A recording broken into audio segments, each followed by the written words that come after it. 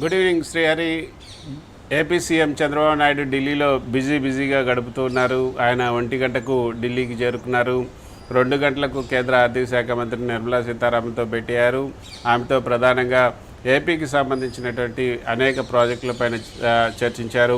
ముఖ్యంగా పూర్వోదయ ప్రాజెక్టుకు సంబంధించి కేంద్ర ప్రభుత్వం ప్రవేశపెట్టినటువంటి పూర్వోదయ ప్రాజెక్ట్, అది బెంగాల్, అదేవిధంగా బీహార్, జార్ఖండ్, ఒడిశా, ఆంధ్రప్రదేశ్ ఈ రాష్ట్రాలకు మాత్రమే ఈ పూర్వోదయ ప్రాజెక్టు ఉంది. ఈ పూర్వోదయ ప్రాజెక్టులో ఏ అంశాలను చేర్చవచ్చు, రాష్ట్ర ప్రభుత్వం వీటిని ఎలా ఐడెంటిఫై చేసింది, వాటికి ఏ విధంగా నిధులు ఇవ్వాలి అన్న అంశాన్ని ఆమె దృష్టికి తీసుకొచ్చారు. వాటిలో ప్రధానంగా ఏదైతే రాయలసీమలో హార్టికల్చర్, ఉత్తరాంధ్రలో కాఫీ పంట ఉత్పత్తులు, జీడి, కొబ్బరి తోటలు, కోస్తాంధ్రాలో అక్వాకల్చర్, వీటన్నిటిని ప్రోత్సహించేలాగా రాష్ట్ర ప్రభుత్వం కొన్ని ప్రణాళికలను చేపట్టింది. వాటికి సంబంధించినటువంటి నిధులు ఇవ్వాలి.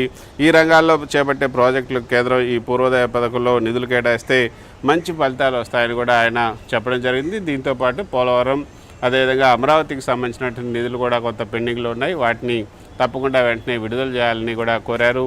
పోలవరానికి సంబంధించి అయితే 15 వేల కోట్ల రూపాయలు ఇచ్చారు, కానీ ఇంకా కొంత R&R ప్యాకేజీకి ఇవ్వాల్సినటువంటి అవసరం ఉంది.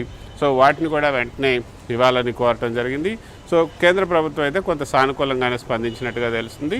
తర్వాత కేంద్ర మంత్రి నిర్మలా సీతారామన్తో భేటీ తర్వాత కేంద్ర జలశక్తి మంత్రి సిఆర్ పాటిల్తో భేటీ అయ్యారు. ఈ భేటీ కొంత ప్రాముఖ్యంగానే చెప్పొచ్చు. ఎందుకంటే ఇటీవల సిఆర్ పాటిల్ నేతృత్వంలోనే ఇరు రాష్ట్రాలకు సంబంధించినటువంటి ముఖ్యమంత్రుల సమావేశం జరిగింది. ఆ ముఖ్యమంత్రుల సమావేశంలో బనకచెర్లకు సంబంధించినటువంటి ప్రాజెక్టుకు సంబంధించి ఏపీ ప్రభుత్వం ఒకే ఒక అంశాన్ని ఆ ఎజెండాలో ఉంచితే, తెలంగాణ ప్రభుత్వం మాత్రం 13 అంశాలను ఆ యొక్క ఎజెండాలో వచ్చింది. సో వీటన్నిటిని కూడా చర్చించి ఒక కమిటీని కేంద్ర ప్రభుత్వం నియమించింది. అందులో ఏపీ, తెలంగాణలకు సంబంధించినటువంటి సభ్యులు ఉంటారు, కేంద్ర ప్రభుత్వ సభ్యులు కూడా ఉంటారు. ఈ కమిటీ ఇచ్చే సిఫార్సుల మేరకు బనకచెర్ల మీద ఏ విధంగా ముందుకెళ్లాలని కూడా ఒక నిర్ణయం తీసుకున్నారు. అయితే ఆ కమిటీ ఇప్పటివరకు కూడా నియమించలేదు.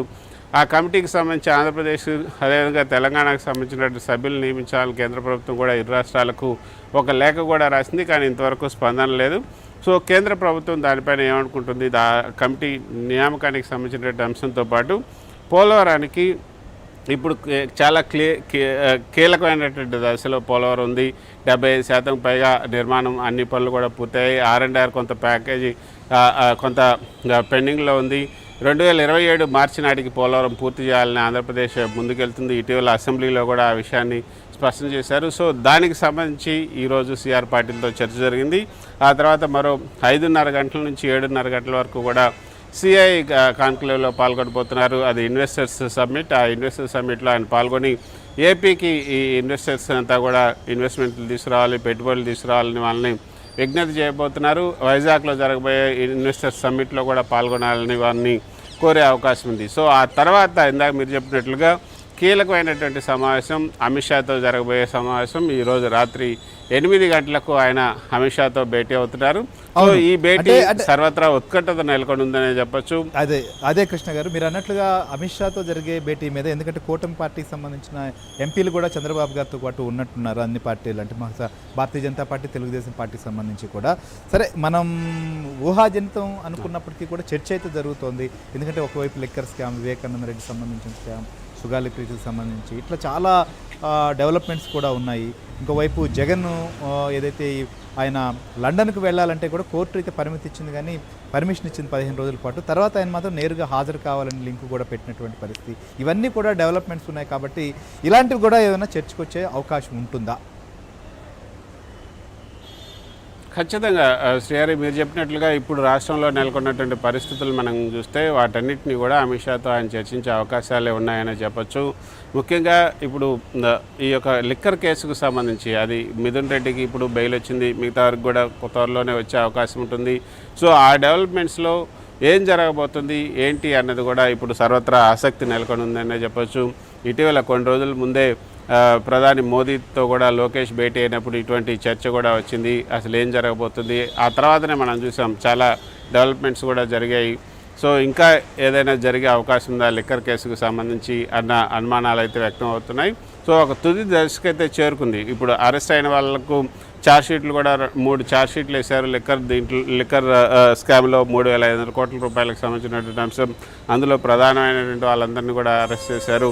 ఇంకా ఏమైనా అరెస్టులు జరుగుతాయా, లేకపోతే వాళ్ళకి సంబంధించి ఏమైనా ఇంకా ఈడీ అదేవిధంగా సిబిఐ దాడులు, ముఖ్యంగా లోకేష్ వచ్చి ప్రధాని కలిసిన తర్వాత ఈడీ సిబిఐ దాడులు అయితే ఎక్కువగా జరిగాయి, అన్ని నగరాల్లో జరిగాయి. సో దానికి సంబంధించి అందులో భాగంగా దాని ఫాలోఅప్గా ఈరోజు ఏమైనా చంద్రబాబు నాయుడు వీళ్ళతో ఏమైనా మాట్లాడతారా అనేది కూడా చూడాల్సి ఉంటుంది. కానీ ఇంతవరకు అయితే ఆ ఎజెండా అమిత్ షాతో చంద్రబాబు నాయుడు ఏం మాట్లాడబోతున్నారు, ఏ అంశాలతో సంబంధించినటువంటి అంశాలను ఆయన దగ్గర ప్రస్తావిస్తారన్నది మాత్రం ఇప్పటివరకు బయటకు రాకపోయినప్పటికీ కూడా రాష్ట్రంలో ఉన్నటువంటి కూటమి ప్రభుత్వం తీసుకున్నటువంటి చర్యలు ఏంటి, తర్వాత ఇప్పటివరకు చేపట్టినటువంటి అభివృద్ధి ఏంటి, జనాలు ఏమనుకుంటున్నారు అన్నట్టు ఒక రిపోర్ట్ కార్డు లాగా ఆయనకి నివేదించే అవకాశం ఉంటుంది. ఖచ్చితంగా ఇది కూటమి ప్రభుత్వం కాబట్టి కేంద్ర ప్రభుత్వం సహకారం కూడా కావాలి.